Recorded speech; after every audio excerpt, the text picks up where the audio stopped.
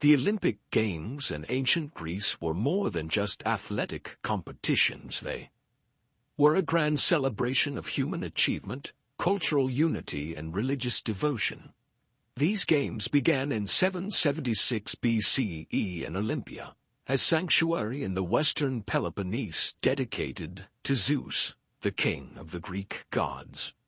Every 4 years, athletes and spectators from all corners of the Greek world would gather for this monumental event, a tradition that came to symbolize the unity and excellence of the ancient Greek civilization. The Olympic Games were part of a larger religious festival honoring Zeus. At the heart of ancient Olympia stood the magnificent Temple of Zeus, a grand sanctuary that epitomized the religious and cultural significance of the site. Within its sacred walls was housed one of the most awe-inspiring creations of the ancient world, the statue of Zeus at Olympia, a masterpiece that ranked among the 7 wonders of the ancient world. Created by the renowned sculptor Phidias around 435 BCE, this colossal statue stood 12 meters, 40 feet tall, with Zeus seated majestically on a throne, adorned with ivory and gold-plated bronze. The craftsmanship was extraordinary. The throne and much of the statue were crafted from ivory and adorned with gold-plated bronze, radiating divine splendor. This opulent representation of the king of the gods served not only as a visual marvel, but also as a profound symbol of the Greeks' artistic brilliance and their deep reverence for their deities. Positioned within the temple, the statue dominated the sanctuary and became a central feature of Olympia.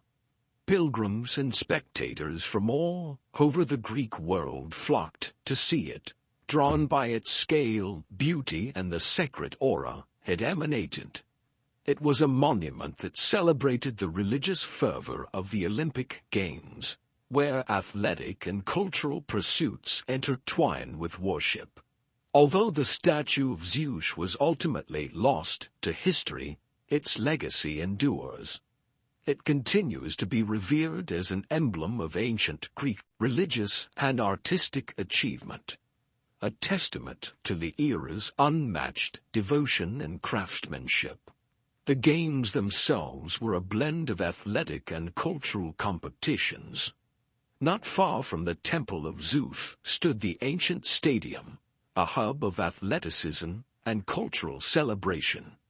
With a capacity to hold around 45,000 spectators, it was a place where the finest athletes of the Greek world competed in events such as foot races, chariot racing, and wrestling. The Olympic Games held here were more than competitions. They were a unifying force among the often fractious Greek city-states. A sacred truce, known as the Akacheria, was observed during the Games to ensure the safe travel of athletes and spectators, emphasizing the event's role as a symbol of peace and cultural solidarity. In ancient Greece, the Olympic Games were a grand spectacle, celebrating not only athleticism, but also artistry and cultural pride. These games, rooted in honoring the gods, featured a range of competitions. The athletic events were the centerpiece, starting with the stadium race, a short sprint that was the sole event during the first 13 Olympiads. Over time, the program expanded to include the diaulos, a 2-length foot race, the dolichos, a challenging long-distance run. The pentathlon combined multiple disciplines, testing athletes' versatility. In running, jumping, discus throwing, wrestling, and javelin throwing. Wrestling and boxing stood as raw displays of strength and skill, while the pankration, a brutal martial art blending boxing and wrestling, pushed competitors to their physical limits. The grandeur of chariot racing, held in the sprawling hippodrome, brought an air of spectacle as horse-drawn chariots raced for glory. Participation in these games was a privilege reserved for free men of Greek descent. Athletes competed in the nude, a practice symbolizing their devotion to the gods, and a celebration of the human form. Women were generally excluded, but they had their own event, the Heraean Games, dedicated to Hera, Zeus's wife, where women competed in foot races to honor the queen of the gods. Victors at Olympia were immortalized. Their triumphs were marked with a simple yet profound reward, a wreath made of olive leaves from a sacred grove. However, the true glory extended beyond the olive crown. Champions returned home as heroes, their names etched into Olympic history, and their victories celebrated with poetic odes and music. Many city-states lavished their winners with wealth and gifts. In Athens, for example, victors were often rewarded with generous monetary prizes. The honors didn't stop there. Some winners were granted lifelong privileges, such as free public meals and seats of honor at festivals. In certain cases, they were even exempted from taxes, enjoying an elevated status within their communities. To immortalize their achievements, statues were erected in their likeness, often inscribed with tales of their valor and victory. Winning at the ancient Olympics was more than personal glory. It was a testament to the strength and pride of the victor's city-state. These games unified the Greek world in admiration of the athletes, dedication, and the human spirit's potential for greatness. Athletes were expected not only to demonstrate excellence in their disciplines, but also to embody the highest moral standards of ancient Greek culture. Any act of cheating was seen as a profound disgrace, a violation, not just of the rules, but of the sacred traditions that underpinned the games. Despite these expectations, some athletes succumbed to dishonesty.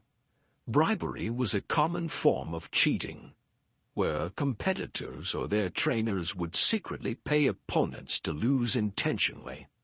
Others sought to gain an unfair advantage by falsifying their eligibility, pretending to meet the strict requirement of being a free Greek man.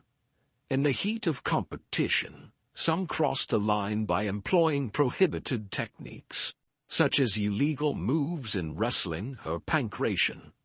Even the officials were not immune to corruption, as attempts to bribe judges occasionally tainted the sanctity of the games. The punishments for these transgressions were severe and designed to serve as public and enduring warnings.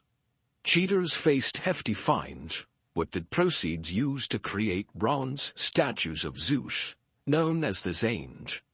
These statues were strategically placed along the entrance path to the stadium, forcing every competitor and spectator to confront these symbols of dishonor.